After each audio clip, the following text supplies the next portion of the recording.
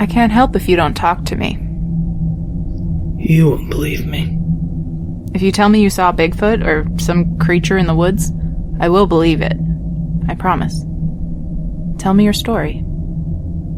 There were no creatures, spirits, or monsters. It was just me. It was my first time as a caretaker in Yellowstone. I barely knew the place, but when I saw it for the first time, and I fell in love instantly. I was in complete awe of it. The mountains that reached up to the clouds, and the valleys which cut beneath them.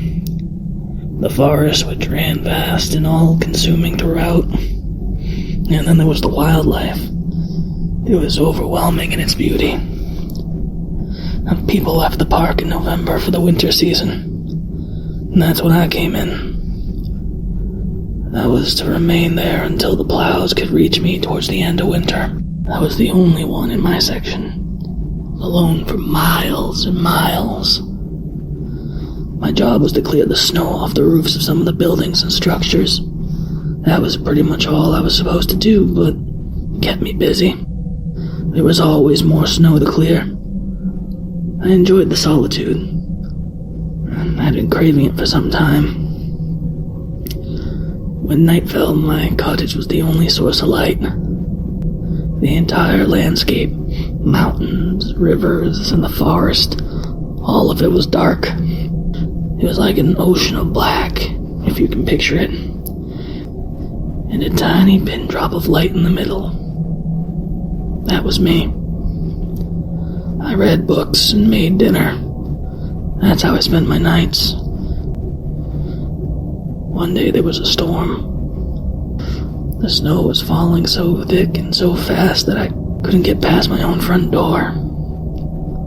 I decided it was too dangerous to try going out, so I stayed in, knowing that I'd have to do double the work the next day. But it was okay, because it was better than being caught outside in a storm. That could be death if you couldn't find shelter. That night, after dinner, I read as I normally do, but as I did, I noticed a strange sound. It was a soft, wet hum. I heard it before, only when I was absolutely silent, but I could never place where it was coming from, or what it could be. So I forgot about it. I kept reading, and when I was too tired to read another word, I turned out the lights and went to bed. It woke me from a sound sleep. I was so tired and disoriented, I wasn't sure if I had heard something or if it'd just been a dream. Slowly I came out of my fog, and then I knew it hadn't been a dream. There was a knock at my door. I couldn't imagine who it could be. I was miles away from anyone, and in a storm, it would be impossible to get to me. I tried to look out the window by my bed, but it was too dark. I picked up the gas lantern and lit it. Then I moved to the door. When I opened it, the wind hit me like 1,000 needles. I aimed the light out, but there was only snow and darkness. Beneath me, though, I did notice something. Footprints. They led from my door to just outside the window where my bed was, then back out into the black. Sudden terror came over me as I looked out over the dark. I closed the door and latched it shut. After sitting in fear for a few moments, my exhaustion caught up to me again. Though I was afraid, I could think of nothing I could do. So I put the light away and I lay in bed. The following morning I woke up and remembered, but I had no idea if I had dreamt it or if it really happened. I opened the front door and found there were no footsteps outside. And though I let myself believe it had been a dream, part of me knew that the snow would have filled in the footsteps if they had really been there at all. The sky looked just as bad as the day before, but if I didn't clear the roof before another storm, the other stations could cave in. I can't express the fear I felt walking through the woods that day. Any noise sent shivers up my spine. I was convinced someone had been there last night, watching me sleep. But if it was true, why wouldn't they wait for me to open the door? And how could they have survived the storm? I cleared the roofs from the other buildings, and as I did, it began to snow again. By the time I started my journey back to my cabin, the snow was too thick to see through. I was caught in it, and worse, I was lost. My compass seemed to be working, but the more I followed it, the less I recognized my surroundings. My feet burned from the cold, my bones shivered. Then, darkness fell. I thought that was it. I would die right then and there, frozen in the woods. And then I saw a light. I thought maybe I had left the lantern on, but I remember turning it off. But I didn't care either way. I was glad because the closer I got, the more I realized that yes, it was my cabin, and I was home. The door was locked when I tried to pull it, but how could that be? Unless I was wrong. Maybe this was someone else's cabin. Maybe I wasn't as far from the other caretakers as I originally thought. I knocked and waited. The wind blew cold all about me. I moved to the window and saw the person inside. It was me. I stumbled back into the woods and hid. I watched as the person inside opened the door and looked out, the lantern held out ahead of them.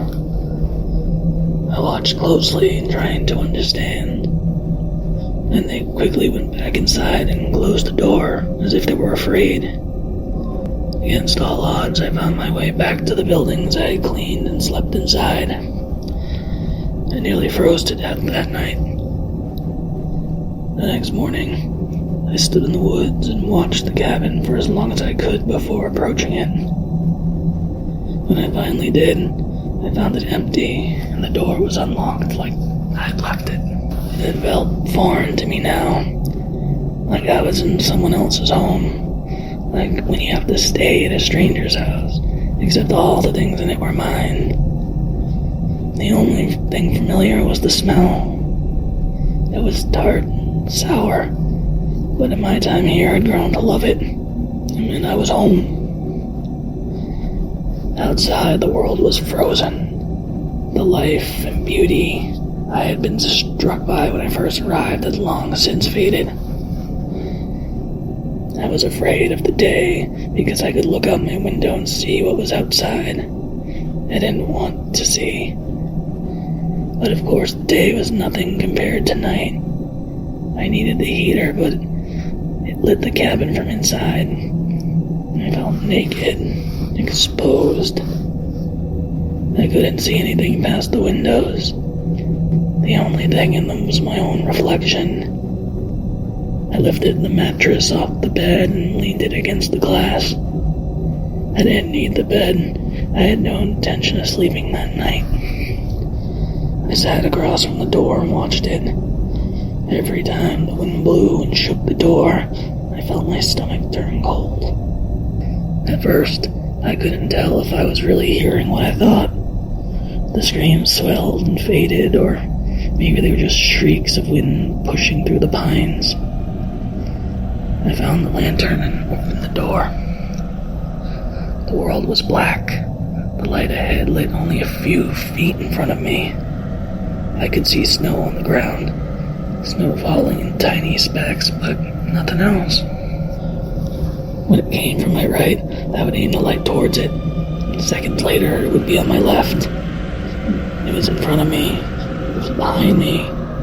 It was close. It was far. I was terrified, and before long, my fingers began to burn. I had to go back. When I did, I put the mattress back down on the bed. I was too tired. Fear and vigilance had taken it all out of me. I lay in the bed and listened, but there were no more screams. I had dreamt it, and I decided, or imagined it. If it was real, she would have seen my light. She would have seen it by now. The orange glow of the heater through the window. If it was real, maybe I would see her footsteps in the snow in the morning. Or perhaps she would wake me with a knock. These thoughts swirled in my mind, but I knew they were nonsense. I just needed sleep. And so I closed my eyes and did just that. The following morning I woke up and remembered that I had no idea if I had dreamt it or if it really happened. I opened the door and found there were no footsteps outside. And though I let myself believe it had been a dream, part of me knew the snow would have filled in the footsteps if they had truly been there at all. There was no way to know. I looked out over the ice and the dead trees and the leaden sky, which seemed like a concrete slate about to drop. I couldn't face it. I couldn't go out and do my job. I knew something was out there. I didn't know what, but it was there. Between the trees on the other side of the hills. I sat on the floor facing the door again. I stared at the wood of the door and listened. I wondered about her, the woman who screamed. I wondered if she had died in the night, and if so, would she come now? Would she come knocking and ask why I didn't help her? In the silence of the day, I could hear it again. The strange hum. The wet, sticky sound I knew I could never place. And then, something fell in front of me. Small like a speck, but solid. I leaned down to it. It was white and wriggling. A maggot. Something tickled my hand. I looked down and saw another maggot crawling across my knuckles. Another one dropped from above, falling on my shoulder. I lifted my eyes up. On the ceiling, there was the shape of a small square door. I had forgotten about it. Forgotten about the attic. It was too small to go into, meant only for storage. At the edge of the square door, maggots writhed and dropped. Something was there. Something had been there the whole time. That I could place it now. It was the sound of 100,000 maggots feasting. I moved the heater to the center of the room and used it as a stepping stool. I climbed it and reached for the door on the ceiling.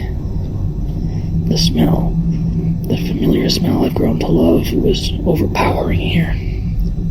My eyes stung, my throat closed. I lifted my head to the attic. His small body entirely covered by them. A blanket of maggots so thick I couldn't even see him. Did you remember then that you hadn't come alone? Yes, I remember. They still haven't found your wife. Is she up there in the hills? Just behind them. They'll have to wait for the thaw. It was a brutal winter. I tried to tell her there was nothing out there. Nothing but ice. But she ran anyway. She ran for me when she saw what I'd done to our son. She ran begging for help. Screaming for it. But there was no one out there. I listened to her screams until they died down. Until there was only silence and dark. Why did you do it? Didn't you love them? With all my heart. Too much. It was all I knew. It was suffocating. Some men shouldn't have that much love. Some men should just be alone.